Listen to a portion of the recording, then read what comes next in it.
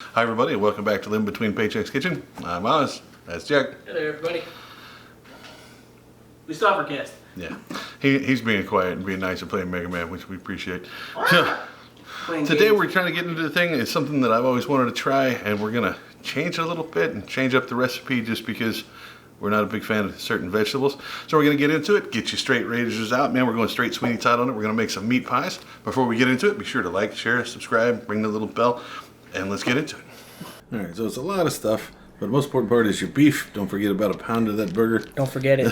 Don't forget it. Some salt and pepper, and your pie crust. You can get the pepper-made stuff. This is the beef of barley, or beef of barley and vegetables. And then it's supposed to be cream of mushroom. We're replacing it with cream of jalapeno because mushrooms is nasty and jalapenos is great. You're gonna need 3 or 4 of these potatoes, right? And some other savory vegetables. So we got leek instead of our onion. Yeah, we want to try leek. Some celery instead of carrots. We got some serrano peppers because Texas, and some bell peppers. So wash your spuds. Always wash your spuds. It cuts down on UTIs and all that kind of stuff. So just cut these up. Now you're supposed to cut these into small cubes, is what the original recipe called for, and it's supposed to be like a 1-inch cube.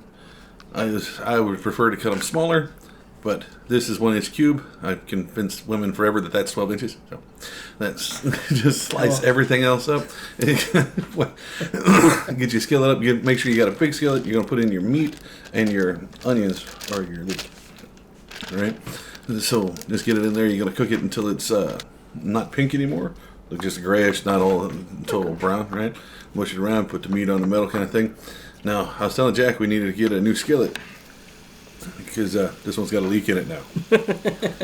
Bad joke is bad. Careful with that joke. It's an antique.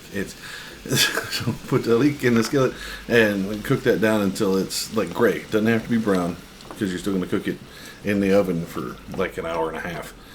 So it doesn't have to be brown. So like I said, perfect. Just enough to where it's not pinkish everywhere. The greens are going to start wilting a little bit. You can kind of see it in there.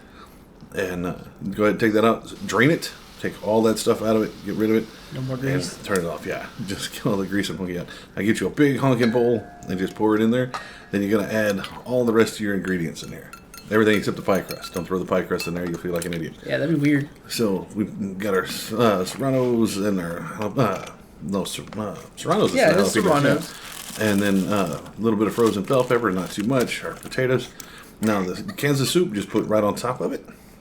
Make sure to get all the barley out of the thing because you can't have a good soup without barley. That's a lot of barley. I don't know. They have no tagline for that. And then the cream of jalapeno, I expected it to be like a big giant clump of gelatin, like cream of whatever. But it was a lot soupier than that. And I started stirring a little bit and reminded myself that I needed to throw a little bit of the salt and pepper in there.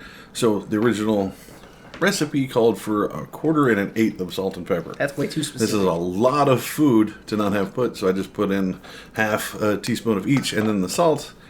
I did what my dad just called just kind of measuring it, like you let it pour over and just pour on the top of it. Yeah, kind of measure.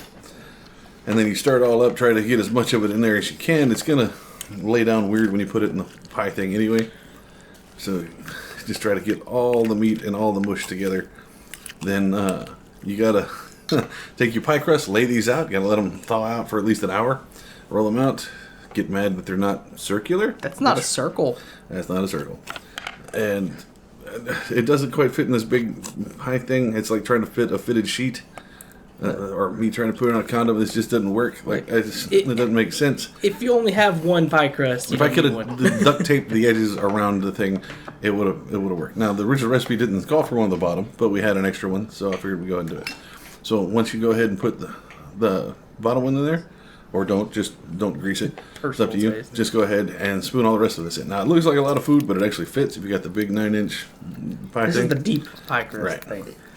So it totally fit all of this stuff. Now make sure to scrape the bowl to annoy Jack. That make all that horrible noise.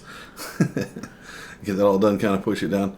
Now, I wasn't a big fan of the barley stuff because it had peas in it. Like all the pot pie recipes, all hide for peas. It's all wiggly. And pie crust.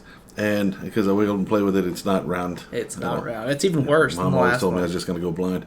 So don't worry about the part that's hanging off. I'm going to show you how to be creative and add a personal touch to it. But you want to take this and make it up just like you're tucking in a step kid. Just kind of throw it over them and good luck. Now that extra piece right there, like I said, that's my fault because I let it dangle. Just go ahead and pull that off. You're gonna have pieces around the edge. If it's got a hole, right? Just pare off a little piece of it and patch it, like spackle it with dough, which is pretty much what I have on my dating profile. How's that work out for you? Not well. Not well. So get your fork and you can crimp the sides of it like this. It looks good. It looks more professional, and it helps seal that crust together. Right? Just do it all the way around. Super easy, super simple. Looks okay. It doesn't look like a professional did this one. It looks better. Looks like somebody who was broke and had a fork did it. But it works. Now I'm going to show you. You can take this dough and you can make pictures on top. Yeah. Live between paychecks. Yeah. Now I just got a little bit of oregano because it could. Sprinkle it on top because it makes it look classy if it's got green stuff sprinkled on it. And then just a little bit of sea salt because I still don't think that half was enough. Now while you're doing this, be sure to preheat your oven at 350. Let that be ready to go. So once you have this done, put it in.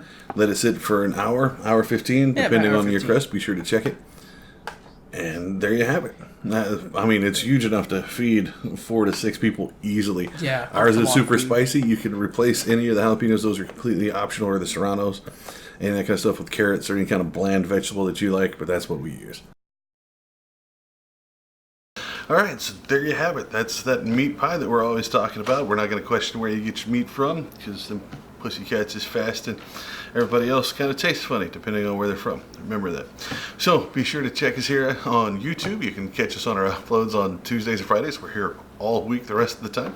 You can find us on Instagram at Living Between, or on Facebook at Living Between Paychecks Kitchen, Patreon, and Pinterest. You can find us there too. And we'll see you next time.